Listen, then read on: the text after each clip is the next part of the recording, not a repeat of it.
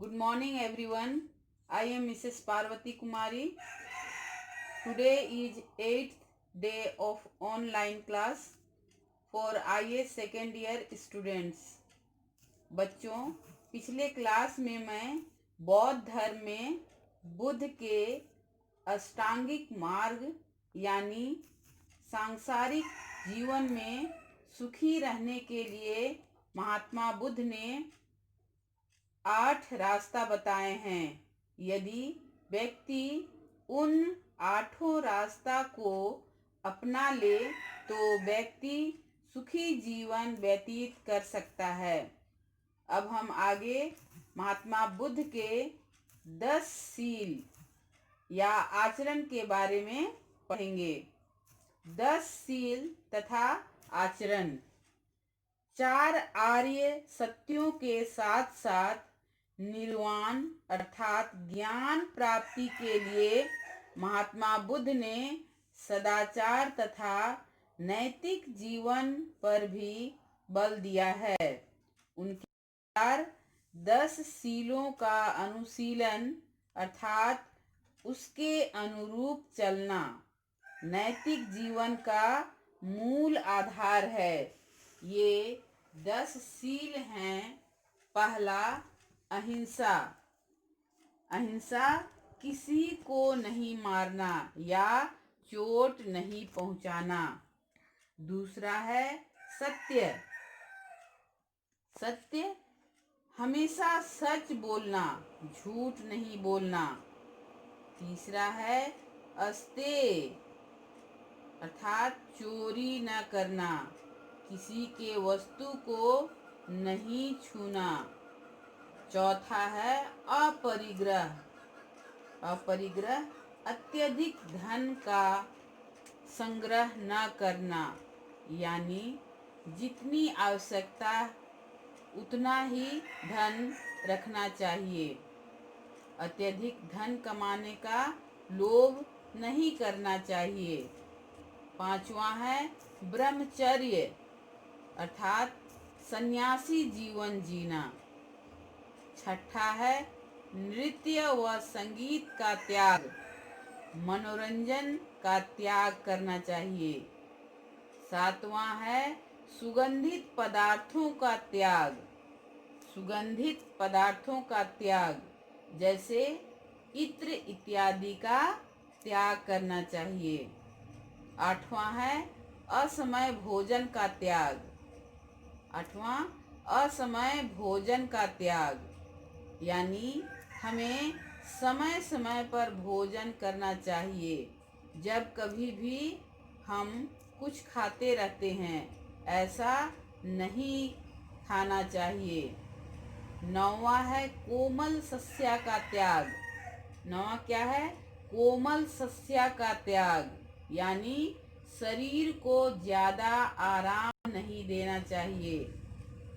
10वां है कामिनी कंचन का त्याग। 10वां कामिनी कंचन का त्याग। हम सुख भोग का त्याग हमें सुख भोग का त्याग करना चाहिए। बौद्ध धर्म के भिक्षुओं के लिए तो सभी उपयुक्त 10 सीलों का अनुशीलन आवश्यक था, लेकिन गृहस्थ लोगों के लिए प्रथम 5 सीलों के अनुसरण को ही आवश्यक बताया है। इस प्रकार बुद्ध ने आचरण की शुद्धता हेतु सीलों का अनुशीलन आवश्यक माना है। बच्चों, 4 आर्य सत्य, अष्टांगिक मार्ग एवं 10 सीलों के अलावा बौद्ध धर्म के अन्य सिद्धांत भी थे जो निम्न हैं। जैसे पहला है क्षणिकवाद। क्षणिकवाद, क्षणिक का अर्थ होता है कुछ समय के लिए। गौतम बुद्ध ने संसार को नित्य न मानकर क्षणभंगुर मानते थे। उनके अनुसार संसार की प्रत्येक वस्तु क्षणिक तथा निरंतर परिवर्तनशील है। ऐसा गौतम बुद्ध मानते थे। दूसरा है अनिश्वरवाद। अनिश्वरवाद जैन धर्म की ही तरह बौद्ध धर्म में भी ईश्वर की सत्ता में विश्वास नहीं था, अर्थात ईश्वर पर विश्वास नहीं करते थे, वे निराकार ईश्वर पर विश्वास करते थे। तीसरा है प्रांतीय समुत्पाद। तीसरा है प्रांतीय समुत्पाद। प्रांतीय समुत्पाद बौद्ध दर्शन तथा सिद्धांत का मूल तत्व है। बुद्ध के अनुसार एक वस्तु के विनाश के पश्चात दूसरे की उत्पत्ति होती है। इसी कार्य कारण के सिद्धांत के तहत संसार की सभी वस्तुएं सापेक्ष और परिस्थिति तथा किसी कारण विशेष पर निर्भर होने के कारण परिमित और अस्थायी है। कार्य कारण का यही सिद्धांत प्रतित्व समुत्पाद कहलाता है। चौथा है कर्मवाद। चौथा कर्मवाद बौद्ध धर्म में कर्म फल के सिद्धांत को तर्क संगत माना है। हम यह मानते हैं कि हमें कर्म करना चाहिए, फल की चिंता नहीं करना चाहिए, परंतु बौद्ध धर्म में इसे तर्क संगत माना गया है। पांचवा है अनात्मवाद। अनात्मवाद बुद्ध आत्मा की परिकल्पना को स्वीकार नहीं करते। बौद्धों के अनात्मवाद के सिद्धांत के तहत यह मान्यता है कि आत्मा शाश्वत है, चिरस्थायी वस्तु नहीं है कि अगले जन्म में विद्यमान रहे। उनके अनुसार व्यक्ति के अवसान के साथ आत्मा का भी अवसान या नाश हो जाता है, यानी मृत्यु के साथ साथ आत्मा का भी नाश हो जाता है। मृत्यु के साथ साथ आत्मा का भी नाश हो जाता है। छठा है पुनर्जन्म।